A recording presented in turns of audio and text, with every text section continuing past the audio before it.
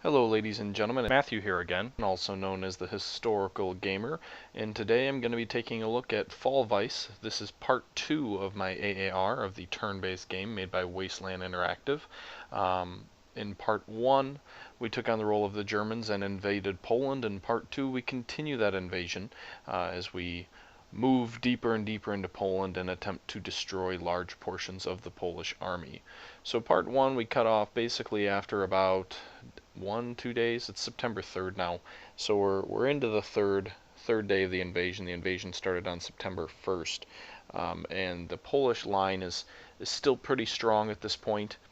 We zoom out here, you can see they definitely have some pretty strong elements here. Now you can see we've already kind of pocketed the north half of Poland, but nowhere near closing it.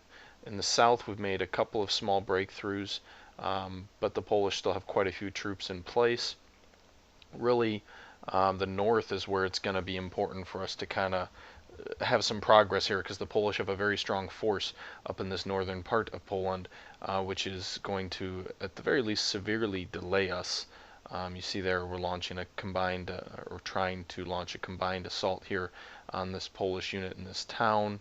But I don't like, as I kind of mentioned several times in the last video, I really don't like launching attacks unless I've got 7-to-1 odds here. So even there, with 5 units and nearly having the Polish surrounded, the best odds we could get, 5-to-1. And we want 7-to-1. 7-to-1 is the most you can get. It's the best odds you can get here. I was going to try and use that air unit to maybe bring the strength of those defensive troops down in that town down there, because attacking a city is incredibly costly and difficult to do. But as it is, those air units I had selected were not in range, so let's see about these Heinkels. Not in range either, of at least the town I want to bomb. Alright, well, I can't get anyone to else to get in there, so I'll go ahead and attack them just, with the 5-to-1 odds. I definitely inflicted more losses on them than they on us, but didn't destroy them. As you can see there, they're much weaker, but they held their ground. So as I said, this is the part of the line where the Polish really seem to have the best defense organized, at least at this point in time. They've got a lot of troops in place, and I don't have a clear line through their lines. It's also a good thing for them, because this is kind of the closest point to Warsaw to start the war.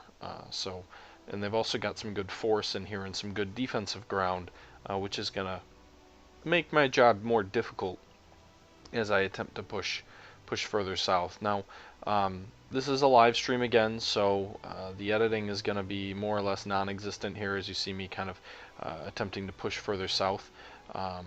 I ran into, and I mentioned this briefly in the first video, is I had been running into a lot of stability issues with Fall Weiss, where it seemed to crash quite frequently in between turns. I didn't have that issue though when I went ahead and streamed this. I was having that issue when I was recording it, so it might have been my recording software, because ever since switching it to the streaming through XSplit, I've had a much more stable connection here and haven't dropped it yet. So I'm not sure where the fault lies, but that's why this is a live stream, and is also going to, because of that, not be terribly polished. It's just kind of me speaking on the fly, if you will.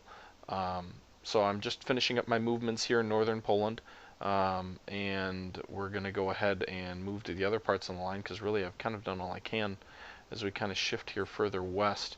We're still on that northern Poland part, that eastern pocket of eastern Prussia, in that general area, and I'm going to see if I can start kind of eliminating these enemy troops now that I've actually gone ahead and cut them off. Like I said, I always want to try and get those 7-to-1 odds, because while you can get reinforcements if units destroyed, you really don't have any way to.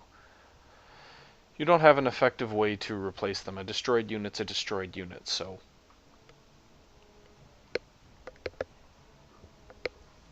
there we go. Went ahead and attacked that unit here. Now, there's only so much I can do talking about, what I'm doing here in the game and what I'm attacking. So obviously, as you're watching this, you're going to see me go through here and launch a lot of attacks, move troops around, things like that. I don't feel the need to narrate everything I'm doing here. I just was, on the first stream, my main goal was to go ahead and give you a good impression of the game. In this stream, I'm going to kind of talk about maybe different elements of the game or history here about Poland. One thing I did mention in the first stream was that there are items in the game, supply depots, and you even kind of get a notice or a toolbar up along the top of the screen that can influence the effectiveness of an attack of yours. So, that is something that exists in the game, but I think it's important to understand that at least in this game, it doesn't seem that they have too much of an impact, at least what I've played thus far. Now, I'm playing the stock scenario, so, thus far I haven't gotten too far away from the border, but I know I have played a little bit deeper once or twice in, and I can't say I noticed supply depots a whole lot. You may be able to do stuff with them, but to be honest, it's not something that seems like the logistics is all that important, at least in this scenario. And again, that may be because this is such a limited campaign. You're looking at the Polish campaign as opposed to the invasion of Russia, and since Wasteland did say this is the first in the campaign series of games, I would imagine there are more to come. And perhaps future versions of the game that impact of the supply depot will be more greatly felt, as you can see here me launching attack on the supply depot of the Polish here.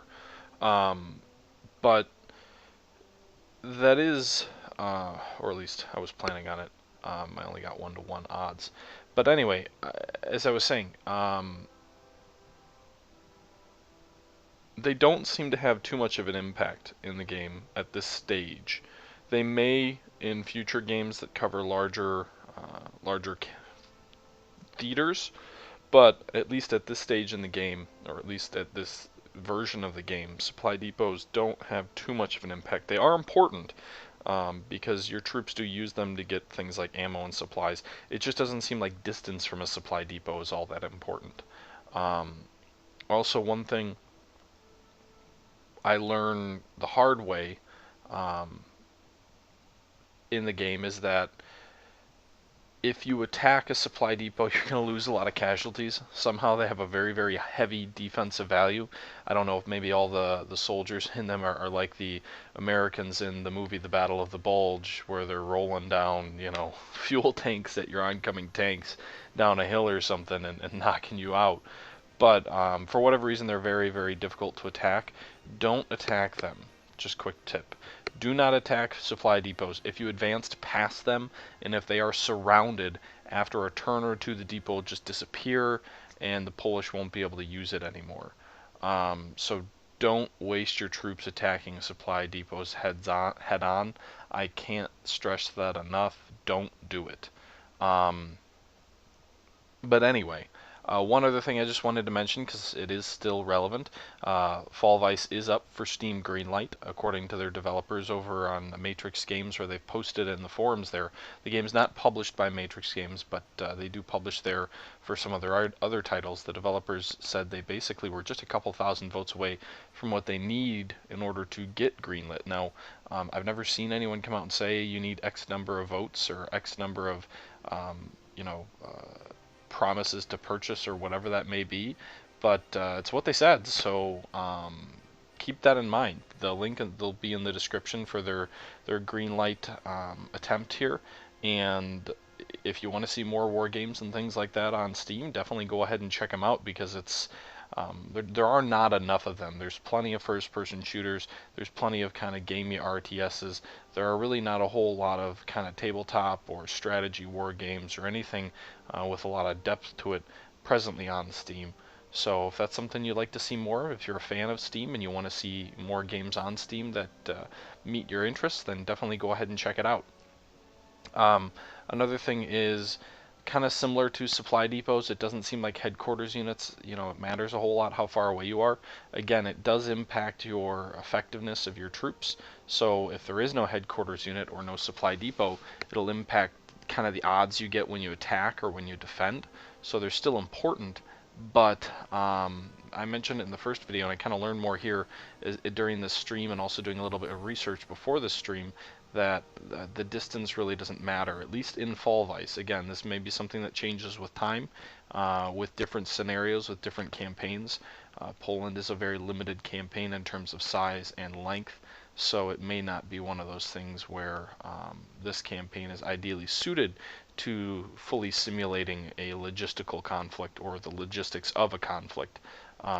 But that's just another thing to keep in mind, because that is something that I mentioned in the first video here, and in the second video I'm just more or less addressing the fact that I probably won't be discussing more about the features there. I suppose something could come up as the stream goes on, but I find it unlikely, based on my own experiences, that that would change in any way, thus far anyway.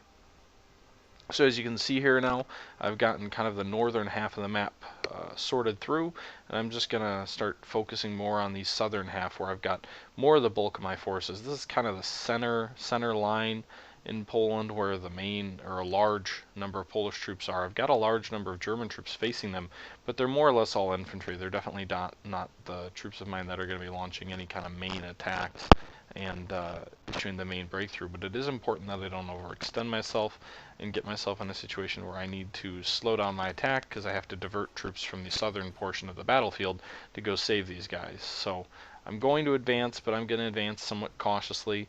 I don't want to take casualties. I just want to hold a pretty solid and uniform line and just kind of continue expanding south, or I'm sorry, east into Poland as quick as I can to attempt to overthrow Poland faster than historically happened. That would be my real goal, is to win the war faster, because this isn't really a game, if you play as Germany or even Poland, that, you know, if you're Germany you're probably going to win, and the game's not even designed to say, oh, you shouldn't win. It's more of a, you know, let's see how long we can last if you're Poland, and if you're Germany, let's see how fast we can destroy them, more than anything really. So just going to kind of keep on moving down the line here and attacking Polish units. You see there I had 2 Polish regiments cut off there. I got that first one destroyed, got that second one destroyed, so closing a pocket. Now, a division could be anywhere between a couple of regiments to 4 regiments, depending on the country and the makeup of the regiment. That's one thing to keep in mind, because unlike a lot of hex-based games, this game is not abstract. Every single one of these units does represent an actual unit on the field of battle, and that's one of the strengths of the game, I think. But anyway, as we kind of continue on moving here down the line, I'll kind of shift what I'm talking about here. Like I said, you can continue watching the gameplay as I play through it, but that might get a little bit boring, especially because this is probably going to be 4 or 5, maybe 6 parts before I, you know, at the rate that it's taken me to go ahead and advance and destroy the Polish, it's not going to be the quickest of video series. It'll probably be a good 4 or 5, maybe 6, like I said. So you can see here I'm doing a very good job of isolating or destroying these already isolated Polish units, launching attacks only when it's advantageous for me, and slowly, hopefully, overwhelming and destroying the Polish army so that they no longer have the capability to resist. But anyway, in the first video I also did call this case orange. I said Fall Weiss stood for case orange. I apologize for that. That's definitely incorrect. It is case white. That's what Fall Weiss stands for. Fall being case, I supposed, and Weiss meaning white. So if you're ever in Germany, or if you're ever in an American bar and you're not sure what to order because the beers on tap are imports, make sure you grab, you know, if you want a dark beer, it's going to be a Dunkel, which stands for dark, and if it's going to be a light beer, something like a wheat beer perhaps, or which would be a Hefeweiss, or anything that's maybe a little bit lighter and probably what you're more used to as far as what you get a majority of in the United States are more lighter beers. It would be the Weiss beer. It would be a lighter, kind of easier beer to drink, less hops, maybe lower alcohol content. But anyway, this isn't a beer show, just kind of a random tidbit. So, yeah, so I don't, honestly, I don't do a whole lot of live streams, so this is a little bit different for me here. It is going to be uploaded on thewargamer.com, and perhaps at some point it'll show up on my YouTube channel as well. But anyway, as you can see here, the Polish have set up a couple of lines of troops here, like 2 defensive lines in front of Warsaw, and then you've got Warsaw itself. These lines are definitely small and thin and isolated. They'd probably be better off forming one solid line The difficulty the Polish would have in that is that I am advancing from the north as well, and while I'm being kept in check at the moment, that probably will only last a couple of days. So they probably want to, have a defensive line facing north and south. This seems to be their attempt, but splitting their forces in the south here into two defensive lines while perhaps delaying me more, or at least delaying an inevitable battle that they can't recover from. It certainly leaves their flanks in the air, and with all these mechanized units that I've put together in this area, I should be able to get around these troops at loads real easily and destroy them as well really easily because they are so isolated. So that's kind of what I'm implementing here. That's my plan as I swing more troops to the north. For what it's worth, Fall Weiss is definitely one of those games that you want to think out your plans ahead of time. I don't do a great job of doing that, but you'll be a lot more successful in this game if you plan out your strategy ahead of time, especially if you're the Polish. If you're the Germans in this game, there's a lot of room for mistake, at least on the default scenarios. There's a lot of rooms for mistakes that you can recover from. Even if it's just reinforcing units you already have, you get a good deal of reinforcement points as well. As well as obviously a very healthy advantage in units, quality units, and all those other types of things. But the early turns are definitely turns you want to think out and plan a bit more. You'll see most likely as this stream goes on that turns tend to get a little bit shorter and shorter every round. They start off pretty long, usually the first turn's anywhere between 45 minutes to an hour and a half. And every turn after that seems to get just a little bit shorter. Maybe it's because the Polish army, slowly gets destroyed. Maybe it's something else, but that's just something to keep in mind. You don't want to just throw your units in the general direction. You do want to have an idea of where you're going to be putting them 3 or 4 or 5 turns from now. Should also be noted that the game has 120 turns in the default scenario or default game. However, you're most likely not going to need that to destroy Germany. Historically, Germany didn't need anywhere near that amount of time. Every turn is a day, so 120 days is it's a lot, and you don't really need that in this game to beat Poland. Now, if you're Poland, those 4 months, if you could have held on for 4 months and it got into closer to winter, you may have been able to get more assistance from the Allies than you historically got, but the game does not really model any kind of Allied troops coming to the rescue. I'm not sure how it would model an Allied attack on West Germany other than perhaps causing Germany to lose victory points or however victory is managed in the game. There doesn't seem to be a whole lot of victory point management or victory point options in this game either.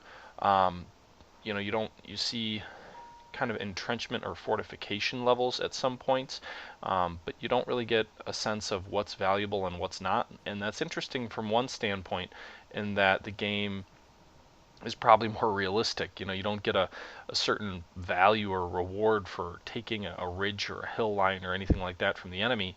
You might get some political benefits, but in reality, it doesn't help you win the war more by getting an arbitrary number of victory points. But you can create those important focal points on the battlefield, as they are historically, by shaping the battlefield. So if you're attacking a ridge line and the enemy is holding it continuously, and all of a sudden you drive them off that ridge line, that's going to really help your morale. It's going to help your troops. It's going to give you a sort of a sense of accomplishment, perhaps, and it could create that value. Whereas an arbitrary ridge, oh, we took this ridge, but there was no resistance, might not mean anything. And strategic points are going to have their own value, but in a game like this, that's already kind of built in because of the way the railroads are used for supplies, and the usefulness of cities and towns in defending against attack. It definitely gives those units or those locations a real value without forcing it upon you in kind of an arbitrary way. So that's one thing I appreciate about this game, is it handles that better, I think, than a lot of other games where it's just, there really isn't any understanding of what a victory point means or anything like that.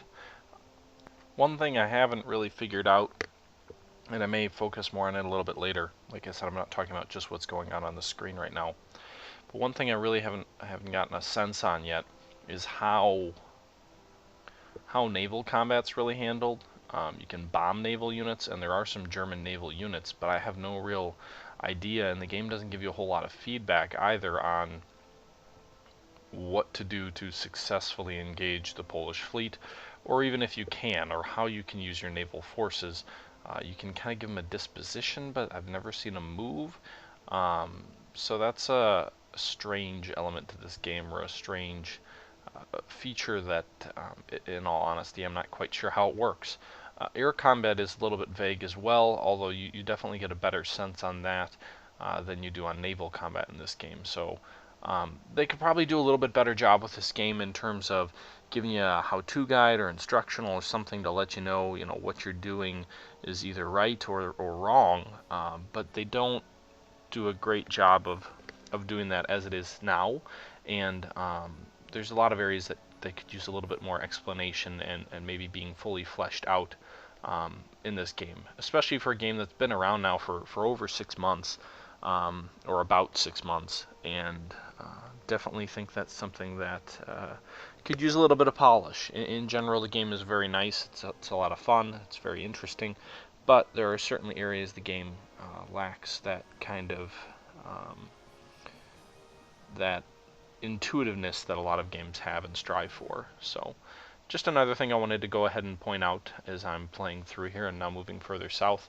You can kind of see in these first couple of turns of mine what I demonstrated or mentioned earlier, that the early turns take a long time. A lot of that has to do with you setting up your strategy. A lot of it has to do with the Polish having a good number of units at the start, but obviously as you destroy more and more of them, you're going to have less units to attack, and as you take more and more territory, to be honest, it's easy to just forget about some troops and just kind of leave them behind. As you drive deep into Poland, you don't always need all the troops you have. That's how much you overpower the Polish. And sometimes it just seems tedious selecting units to move forward that maybe you don't really need. And that's another thing that I'll address, or we'll cover in later videos here, to kind of show how you can play the game. Here on this screen you can see the reinforcement area. You've got a total number of max points, if you will. You can use the maximum option to reinforce the maximum number of troops, or you can set it at your own level and use a scroll bar to kind of make that selection. Now, air units are incredibly expensive to replace in this game. They take a long time to get you enough points in the game where you can go ahead and replace air units or reinforce air units. So it gives kind of a more importance to that. It's almost like a permadeath sense when your unit is destroyed and then goes off the map and you can't raise more troops to replace that unit. It's almost like a permadeath, if you will, where you lose that unit permanently. Not that you really do, just it's one of those things that the game, I think, handles pretty well. If there's one weakness to a game like Panzer Corps, it's the fact that you can be really stupid with your troops, lose your troops, and as long as you've got enough prestige, you can bring in more troops. Well, especially in a game like this, where it's looking at an entire theater of play, that may not be the case. Germany can't just bring in 50 new divisions from Germany when they're invading Poland. This is what they have. This is the main striking force of their army, and you can't just create more of it out of thin air. You can create more equipment, you can create more goods, but you're not going to create more, highly trained soldiers on such short notice. In fact, there's a lot of clearly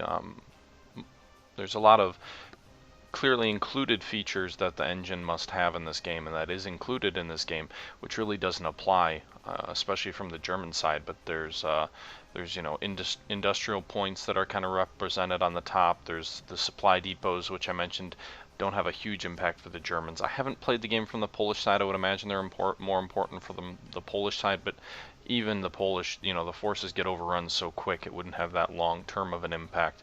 And then there's things like naval transport and convoys and those types of items, which in this campaign do not play a whole lot of a role because there really isn't much of a naval element. But there are clearly these features which are built into this game, which are built for future games. So it'll be interesting to see what happens where they go from here. I think Norway would be an interesting example of a game where convoying and naval transport would be something they'd definitely be able to refine and use in the game in a way that allows them to maybe make those features more fine-tuned for an even bigger campaign. It would also be kind of the next logical step if they're trying to go in order of the campaigns in World War II, in addition to the fact that it would also be it would be more manageable. You're not talking about an absolutely mammoth campaign. There'd be a lot of new features and things that they'd be using that were not used in the Poland campaign, but at the same time would be compelling, interesting, and different. And I think it would be, like I said, it would be the logical next step. But I guess we'll see, because I haven't seen any kind of indication from Wasteland about what they intend to do next. That does kind of go back to what I was saying earlier, though. I have no understanding of how naval combat works in this game. You really don't get a whole lot of an opportunity to try and use naval forces in the game, so the importance of that doesn't seem oh so large, but still, there is a German task force, naval task force, and no matter what I do, I can never seem to get them to do anything other than just sit there kind of blockading off the Denmark Strait from Poland. Um, the Polish, if you take Gdansk, the Polish put a small flotilla out to sea. I have no idea how to get the German fleet to attack them, or if you can even do that. I have no idea how to get the German fleet to bombard the Polish forts along the Danzig corridor, which historically they did do, and I don't know if that's simulated into the game or if that's something that, you can do. But there are certain elements to the game which seem not all that well explained. I can't comment on how well they work because I don't know how to use them. But for what it is, for a game on the invasion of Poland, everything seems, for the most part, pretty straightforward. It just seems like there's a lot of features that maybe will be used in future games that are not being used yet, and it makes me want more. It makes me encouraged about the future of this franchise, because I think it's definitely got promise, and it shows promise. Again, especially in the way that air combat is handled, because what happens is, an air unit's based on the hex where you have it. It doesn't fly around the map in some abstract fashion like in Panzer Corps or most other hex games. It stays fixed there, and you can launch air raids on the aerodrome, and you can have escort missions and all these other things. But it's based on where they are, and they don't just leave their hex. So it's interesting to see a game go that route. But like I said, there's a lot about this game that makes me want to see more. But because it's limited to the Polish campaign, which is such a short duration, I can't get a good feel for how well these items play out and what a longer, more inclusive game where maybe production matters or these other things.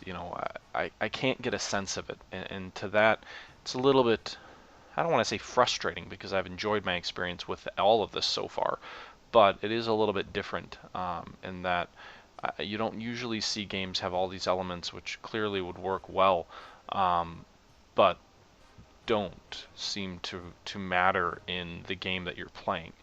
And again, this isn't a review. I'm not meaning to be critical of the game, just trying to review it or anything, but it's something that has bothered me, or tugged at me, because there's all these, like I said, features that I really want to see that I don't understand how they work, and I want to know how they work. And because we don't know what's coming next with this game, I know it's only been out for 6 months, so I don't expect Wasteland to tell us what the next game is.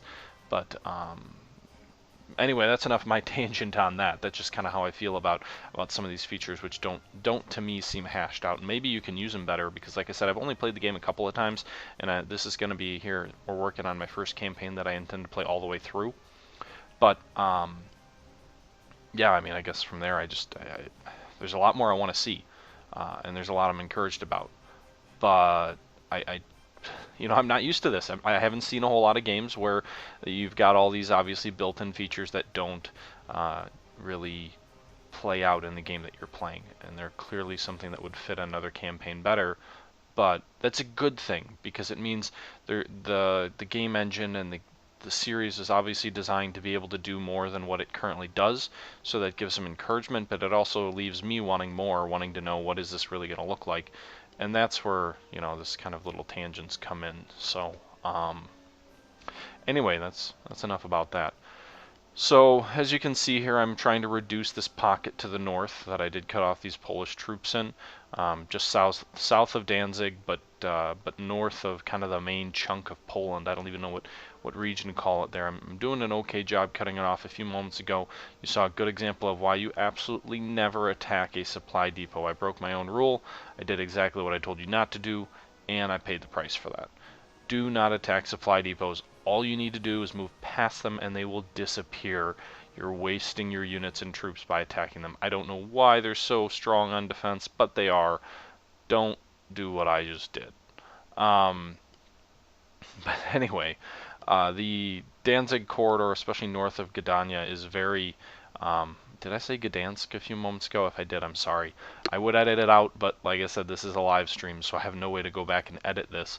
I'm just going to be transferring it over from Twitch to my YouTube channel so it can be hosted up for thewargamer.com. But anyway, if I said Gdansk, it meant Gdynia, up near the top of the map, up in the northern corner near the Danzig corridor, as I said, where all those German forts are. But here we are, we're reducing these pockets. We destroyed another Polish unit. And we're making some progress. It's slow but steady here. We're on September 4th, so the invasion started on September 1st. That this video here then is on the second day of this particular recording that I'm doing.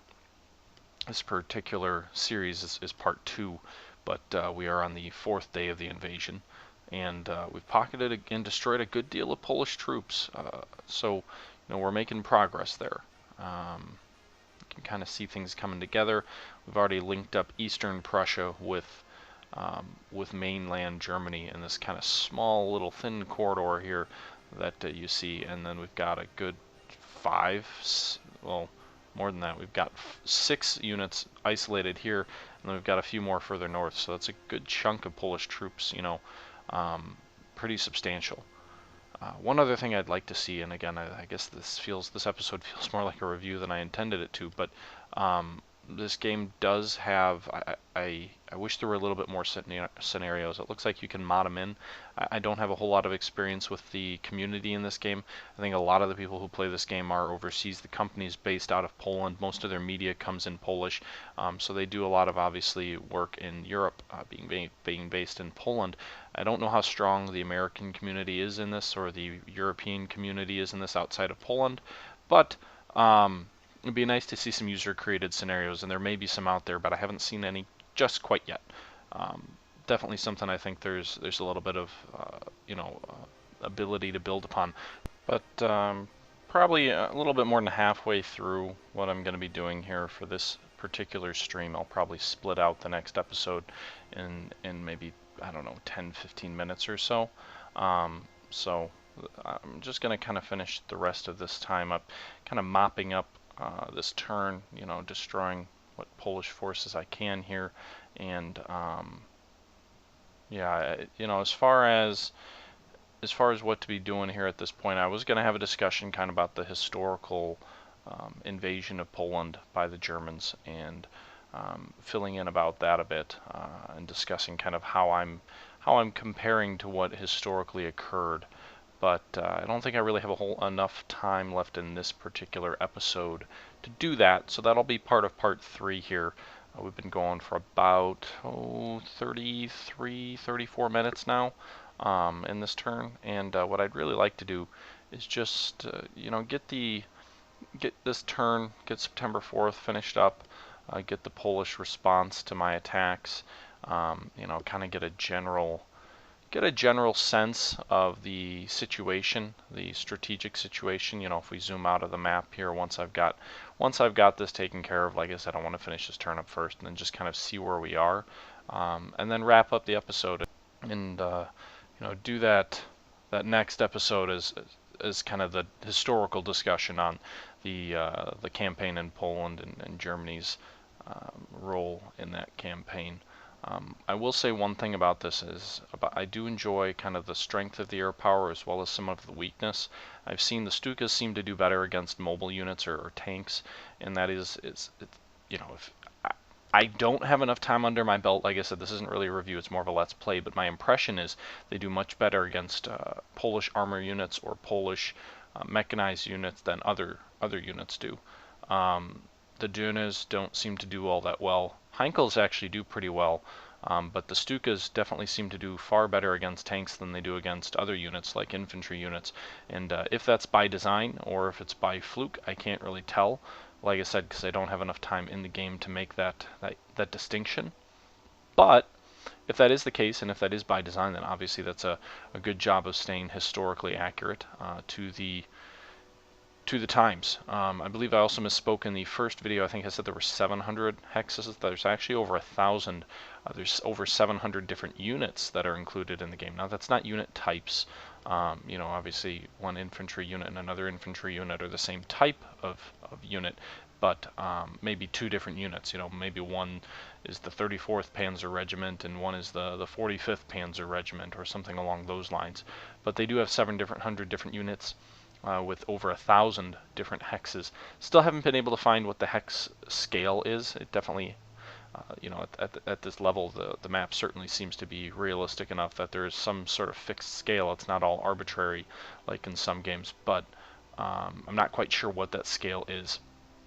As we kind of head further south here, like I said, we're just kind of scrolling through, mopping up the units we can, getting those Polish units that we have cut off destroyed. I was surprised how many Polish units did get cut off and surrounded. Not a whole lot of big pockets with the exception in the north near Danzig, but a lot of individual units just got raced past, and it wasn't even by design. You know, there were some units in these cities like Katowice and Sanowic that we have on the screen here that was definitely intentional. As you see, I'm even trying to get, you know, see if I can expand that pocket out by a bit more.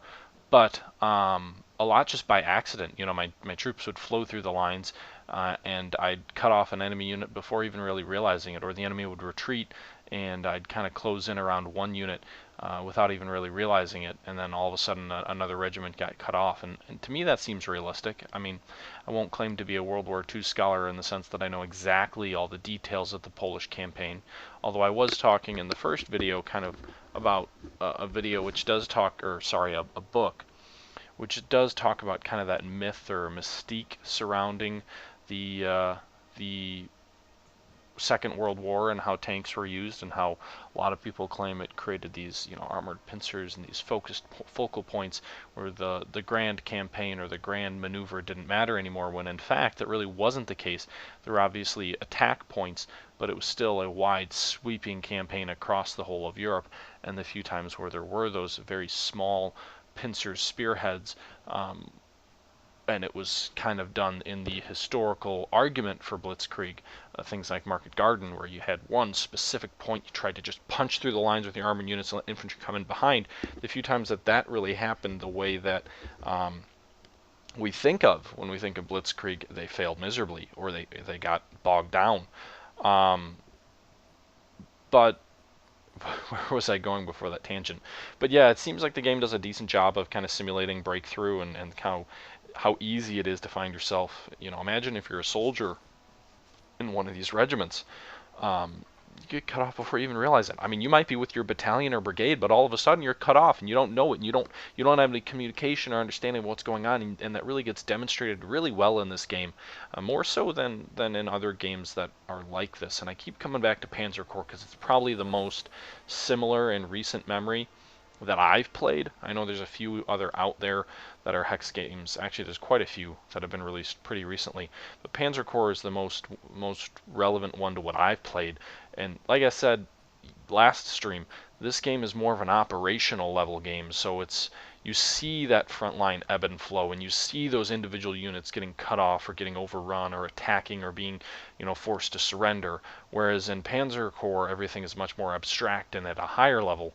Here, you're at the regiment level, so there's a lot of units on the screen, a lot more than in Panzer Corps. The map is very large. It's an operational map, really, and that's, you know, part of the appeal, I think, to this game is the fact that you can see that. And I think more than most games that I've played recently, it does a good job of showing how at the tactical level an individual unit, even a good sized unit like a regiment, can get overrun, without realizing it and without having a whole lot of control and without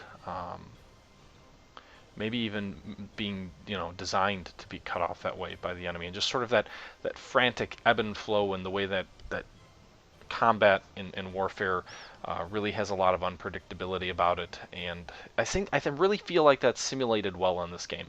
And maybe I just don't play enough games at this level. Maybe I don't play enough operational level games that I just don't have that sense. But you know, you don't. It doesn't seem to me. I guess maybe it's because more of I'm someone who looks at War in the Pacific and plays that every once in a while. Haven't played a whole lot of War in the East. Maybe I just don't play enough of the games like this to get that sense. But that's something that did strike me as being somewhat unique and different about this game. So maybe I'm rambling about nothing. Maybe that's something everyone already knows. I don't know. Um, but anyway, that's just my thought on that. And again, as I said, the historical discussion about the actual campaign and how things played out is going to come next episode, episode 3. So make sure you don't forget to check that out. Just finishing up here on September 4th. We've used most of our units' attack, or time for an attack. We've used most of our units' strength up. Just getting some units into position here, and we'll be wrapping up here very shortly, probably in about 5 minutes or so. I appreciate you watching, though. I'll say that now. And again, keep tuning in. And if this interests you, or if you'd like to see this up on wargamer.com, check it out. Because hey, you may already be watching on wargamer.com. So if you are, thank you. Let's see here. Just kind of going around seeing what units have done stuff and what haven't. I've got another pocket there I just created with this mech unit, cutting off these Polish units down here by the Vistula.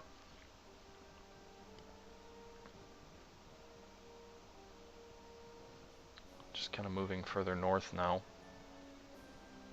Like I said, most of my units have been used up, but there's a few places I can create pockets still and cut off Polish troops if that's what I really want to do. I could probably advance a little bit more on Lutz, and I need to get the pronunciations down on these. I'm doing a lot of these types of videos and things like that. I need to do a better job of communicating. Let's see if we can get only 6-1, not able to destroy that infantry unit. City fighting in this game is brutal, and I think this game would do a good job of simulating that. One thing that I do think is maybe seems to be left out on a lot of these types of games. The game does a pretty good job of simulating fighting in a relatively small city, but and I guess we'll see how it handles Warsaw. But a battle like Stalingrad always seems to get lost on these types of games, these hex-based games, because you're not going to have like 40 hexes that make up the city of Stalingrad. I suppose you could, but even a game like this, with the size of this map, Stalingrad would be maybe 2-3 hexes tops. And I don't think you can really get the sense of a lot of the types of later World War II battles that did take place in cities by playing a hex-based game like this. So it'd be interesting to see, maybe how they handle the Russian front. But I guess that's maybe one complaint more than anything. Not with this game in particular, but games in general. A lot of the really epic battles on the Russian front, you don't get a real sense of how back and forth those were and how city fighting is represented. It's almost like ancient battles, not doing a great job of simulating siege warfare. It's all very abstract, and that's definitely something that could be improved upon, because moving through enemy lines and attacking on the flank and operational maneuver and all of that plays out very well in these types of games. But what doesn't seem to play out well at all is that city fighting, or in the case of games that deal with more ancient fighting, is the siege warfare. So that's something that I think could definitely be improved upon in pretty much every game I've played. If any of you have a game that you think does a good job of simulating that on the hex level, because games like Combat Mission are going to do an excellent job of simulating an individual engagement within a city just fine. But I'm referring more to hex level wargaming. If you've seen one that does a good job of simulating the actual street fighting, let me know. The original, was it the original Panzer Corps or was it Allied General? One of those did a decent job. I think Stalingrad was like 7 or 8 hexes, so you had more depth there. It wasn't just 1 or 2 hexes. So you know, that might be an example of an exception to the rule where you had an okay job of handling those types of fighting, you know, those types of engagements. But I'd be interested to see that, because I don't feel like we get a whole lot of that. Um, and again, maybe I just don't play enough hex-based games. Maybe I don't play enough war games. I would love to play more. I just uh, you know, I'm sure everyone has issues with time. There aren't enough hours in the day to play what we want to play here. And again, sorry for the rambling. I'm just trying to get through, you know, fighting off the last few units here that haven't done anything yet here on September 4th, so we can get into that in-between stage, simulate that, and then go ahead and call it a night here for this particular stream. So just probably a minute or two more. I thought I had run through more of the units than I had, but I'm pretty sure I've used up just about all of the units now. Again, quite a few Polish units are cut off at this point in time. But let's just kind of review and make sure I'm not missing anything. I don't want to be, you know, I tend to move in fronts, so I'll look at, you know, what would amount to an army in the north, and then a group that would amount to an army in the south or in the east or west or whatever. So I tend to look over the map in segments, where I might look over, you know, a quarter of the map at a time. So if I miss one unit, you know, I might be missing 7 or 8, and obviously I don't want to be doing that, because that could certainly hurt my ability. Here you can see me kind of attempting to reinforce more troops. Infantry troops are cheap. You know, you saw an individual air unit was over 200 FFP, which is, I don't know what exactly that is, other than it's, you know, points you can use to reinforce your troops. Air units and armored units use a ton of those, so you need to treat those units right, because they're going to lose a ton of casualties if you don't. But infantry units are cheap, so you can usually get those guys reinforced and back to strength pretty easily on both sides. You know, the Polish have a little bit less of a ability to do that, but the Germans certainly don't have many limits here. As we kind of switch over to the Slovakian team, as I'm still trying to get these guys into position here. It's been a couple of days, obviously, but I don't want to launch any attacks into Poland with the Slovakian troops until we've actually got a strong enough force. And right now, along the border, that sort of southeastern border of Slovakia, we don't have anything to throw at the Polish, nothing with any kind of strength anyway. So I don't want to do that quite yet. Just going to kind of make sure I've moved everything, and then move on and let the computer move, and let the Polish computer go ahead and take over. It's September 4th, so we'll go ahead and simulate, and then we'll be 5 days into the invasion when the next turn hits. That'll be September 5th. So I went ahead and ended the turn. Now we're waiting for the Polish AI to do its thing. Should just take a few moments here. This is one of those interesting games. It seems like a lot of games really slow down as you play the game and get further and further into the game. This game really speeds up because the Polish lose so much of their army. The AI doesn't have to decide what it's going to do with nearly as many troops.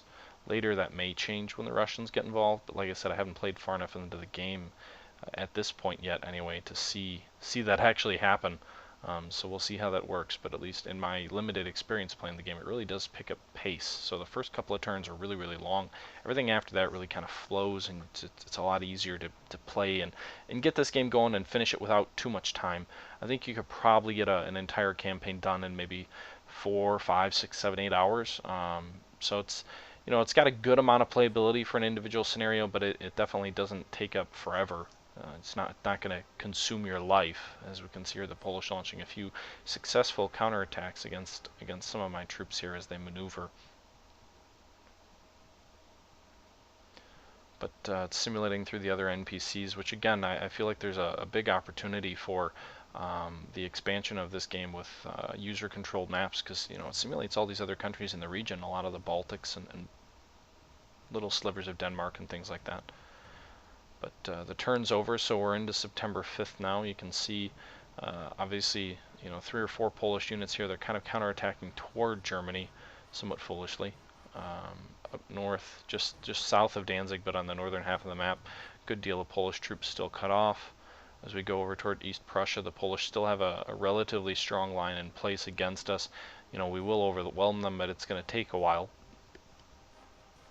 Until we overwhelm there, you know, Warsaw's probably safe.